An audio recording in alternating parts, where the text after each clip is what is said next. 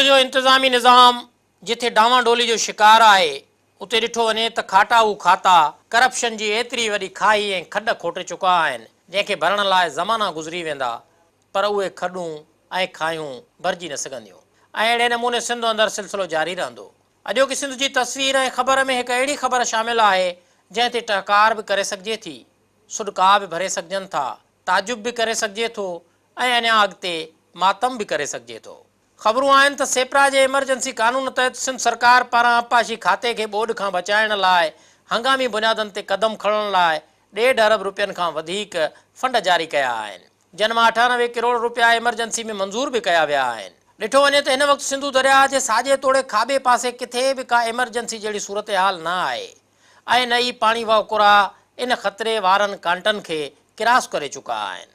ऐं न ई हिन वक़्त ताईं गुडू खां मथे सिंधु दरिया में का अहिड़ी सूरत हाल आहे त पोइ आख़िरकार सिंध जो माण्हू हंगामी बुनियादनि ते मंज़ूर कयल मंज़ूरियुनि खे छा सम्झे। हिन वक़्तु जॾहिं तरबेला, कालाबाग, चश्मा ऐं तोसा बैराज ते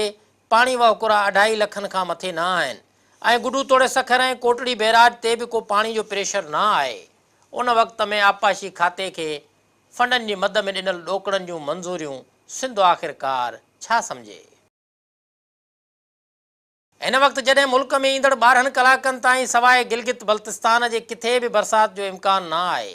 जॾहिं ईंदड़ 24 कलाकनि दौरान बि साॻे जहिड़ी सूरत हाल आहे ऐं ईंदड़ 48 कलाकनि खां पोइ मुल्क में किथे बि मौसमियात वारे खाते मूजिबि मींहोगी जो इम्कान मौजूदु न आहे त आख़िरकार खाटराऊ खाते खे एतिरी रक़म ॾियण मां मक़सदु छा आहे ऐं सिंध इमरजेंसी जी आड़ में फंडनि जी ॾिनल मंज़ूरियुनि खे छा सम्झे।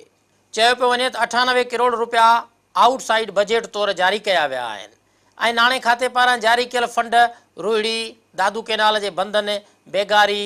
एसएम, के बंद, ओल्ड टोड़ी बंद, हेबत ऐं नए नाले तौरु ॾेखारियल कश्मोर बंद खे मज़बूत करण जे कत बि ईंदा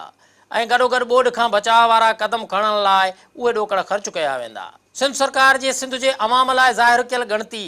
ऐं माण्हुनि जे दरवाज़े ते संदन ख़्याल मूजिबि पोतल ॿोॾि खां महफ़ूज़ बणाइण लाइ वरितल कोशिशुनि में रिपोर्ट में इहो बि ॼाणायो वियो आहे त सैफुल्ला मंगसी ब्रांच लाइ 7.25 करोड़, के बंद लाइ 1 करोड़ 42 लख। हिते इहो बि यादि रहे त के बंद आपाशी अमलदारनि जे ख़ासि ध्यान ऐं करप्शन जो मुख्य मोर्चो रहियो आहे जेको 2010 वारी ॿोॾि खां पोइ मुसलसल हसास आहे ऐं उन बंद जी हसासियत ॾिसी आपाशी अमलदार एतिरात हसास बणिजी विया आहिनि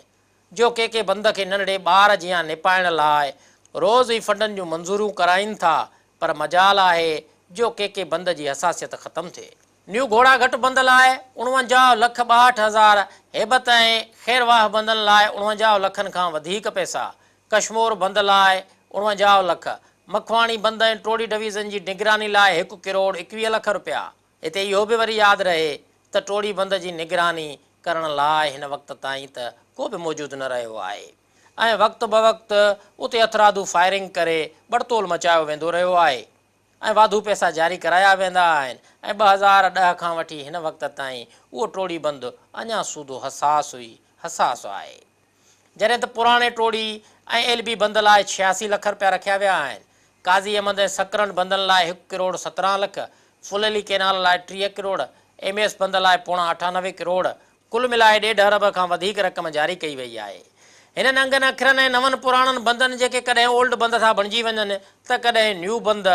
ऐं वरी कॾहिं सफ़ा क़दीम बंद था बणिजो वञनि, तन खे ठीकु करणु ऐं बरजुस्तो बणाइण तोड़े वक़्तायता इंतज़ाम करण लाइ आपाशी खाते जे अमलदारनि जे नेणनि मां निंड ग़ाइब थी चुकी आहे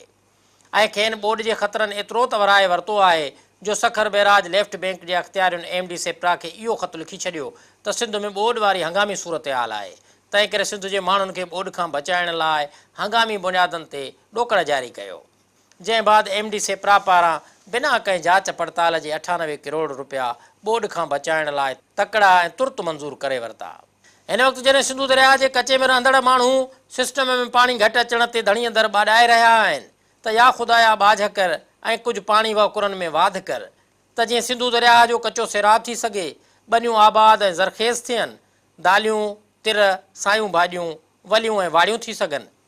हिकु तरफ़ ख़ुदा पाक खां आम माण्हू पाणी वाकुरनि में वाध जूं दुआऊं घुरी रहिया आहिनि, ॿिए तरफ़ पके ते रहंदड़ माण्हू पाणी खोट ते एहतिजाज में आहिनि ऐं ज़रूरत जेतिरे पाणी जी घुर करे रहिया आहिनि त वरी टे तरफ़ असांजो आपाशी खातो जंहिंखे ख़ुश्की में बि पाणी नज़र अचे थो,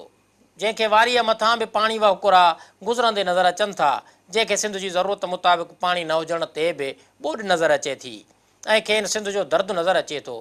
इन हाल ते ऐं सिंध जी इन इंतिज़ामी डावाडोली ते सिंध सुवाल करे थी त ही मंज़ूरियूं आख़िरकार छा लाइ, कंहिं लाइ ऐं छो आहिनि। सिंधु दरिया जा कप किनारा बंदि ऐं बेरजूं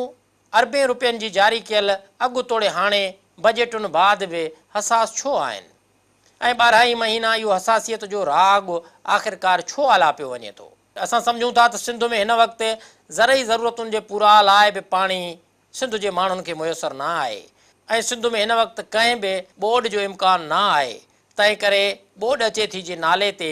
MD सेप्रा खे ख़त लिखंदड़नि खां सख़्तु पुछाणो कयो वञे ऐं ख़ुदि आला अख़्तियारुनि खे MD सेप्रा खां बि पुछाणो करणु खपे त संदसि पारां हिकु ख़त ते बिना जाच सिंध जे नाणे जी मंज़ूरी छो ॾिनी वई। हिन मामले खे संजीदगीअ सां वठणु खपे ऐं ॿोॾि जे नाले ते खाटाऊ खातनि खां भरपूर जांच करणु खपे ऐं साॻे वक़्तु इहा बि जांच करणु खपे त सालनि जा साल सिंधु दरिया जे ॿिन्ही कपनि ऐं किनारनि खे हसास ॼाणाए फंडनि जूं मंज़ूरियूं त वरितियूं वेंदियूं आहिनि, पर हर वसकारे जी मुंद में सदाईं बंदि हसास छो रहंदा आहिनि ऐं उहे पैसा उन्हनि बंदनि ते ख़र्च छो कोन थी सघंदा आहिनि।